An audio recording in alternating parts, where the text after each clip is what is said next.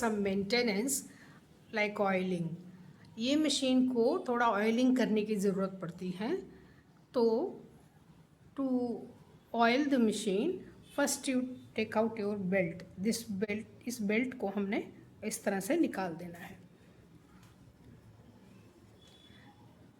Then turn your machine this way so that you can see this machine down part. फिर machine का ये नीचे वाला भाग दिखेगा. You can see so many holes are there. In these holes we have to put the oil.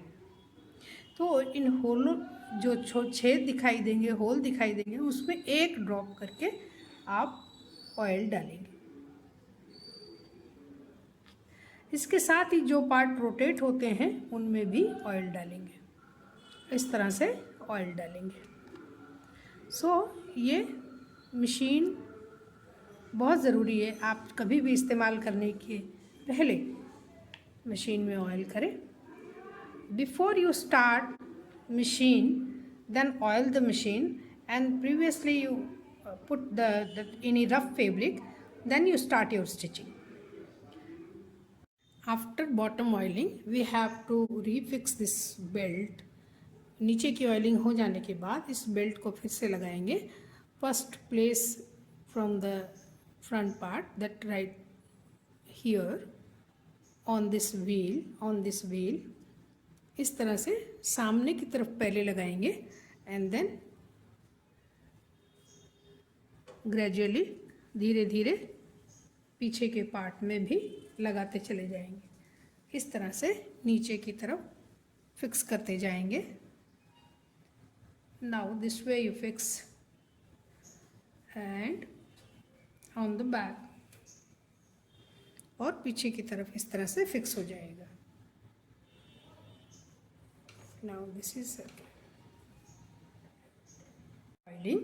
Here already markings are there. There we can put 1 drop of oil. यहाँ पे already ऊपर की तरफ छेद बने हुए हैं और निशान बने हुए हैं जहाँ पर कि हम तेल डालेंगे. Before starting stitching only you oil the machine so that while rotating the machine will be lubricating very nicely to run smooth.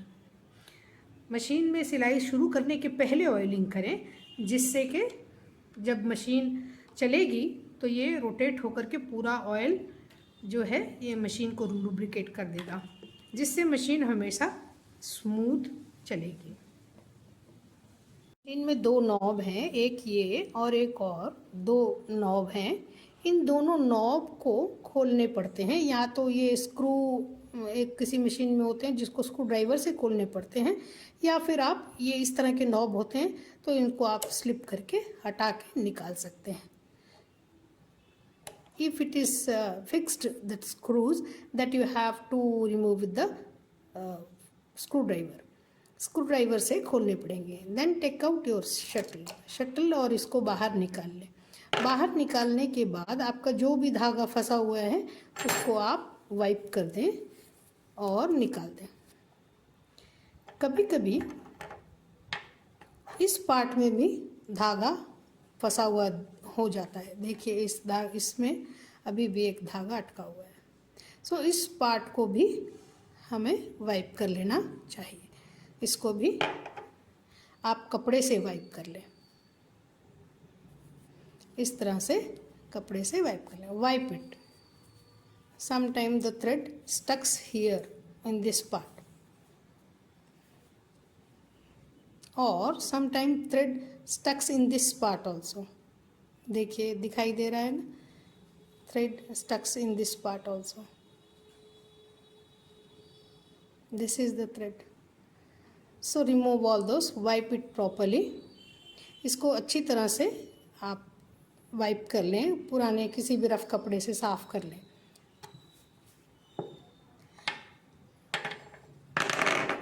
Then this part also, this is the shuttle part. ये shuttle part है. ये shuttle part को भी wipe कर लेना चाहिए. Placing the shuttle, we have to wipe this part also. If some fibers or some threads will be stuck here. We should clean it. अगर shuttle को वापस लगाने के पहले हमें इस पार्ट को भी वाइप कर लेना चाहिए। अगर कोई कपड़े के रेशे या कोई धागा यहाँ पर अटक गया हो तो वो निकल जाएगा। This shuttle part also we should wipe it, इसको भी वाइप कर लेना चाहिए। वाइप कर लेने के बाद then again we have to fix this shuttle in this machine part. इसको वापस से हम शटल को लगाएंगे। Now fix the other part of this shuttle also. In this nail will insert in this cut.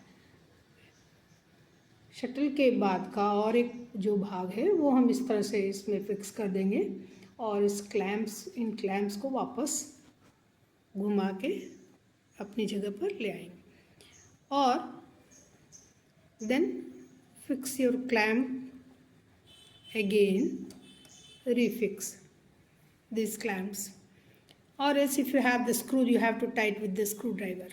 अगर स्क्रू है तो screw driver से टाइट करने पड़ेंगे। After placing your shuttle, allow needle to go inside once. If there is any sound, then refix the shuttle, or if there is no sound, that means the shuttle fixing is correct. एक बार shuttle को fix कर लेने के बाद सुई को नीचे एक बार के लिए जाने देंगे। बैलेंस व्हील को हाथ से घुमाइए और सुई को जाने दीजिए। अगर कोई आवाज़ नहीं आती है तो इसका मतलब शटल ठीक है, और अगर आवाज़ आती है, सुई की पॉइंट जो है वो शटल से लगती है, तो आप शटल को फिर से लगाएं। How to change the needle of this machine. So this is the needle clamp. Always check that the foot should be down and rotate this, open this needle clamp. सुई बदलने के लिए हमेशा हमें ध्यान रखना है कि मशीन का फुट नीचे की तरफ रहे, और इस निडल क्लैम्प को हम स्क्रू ड्राइवर की मदद से खोलेंगे।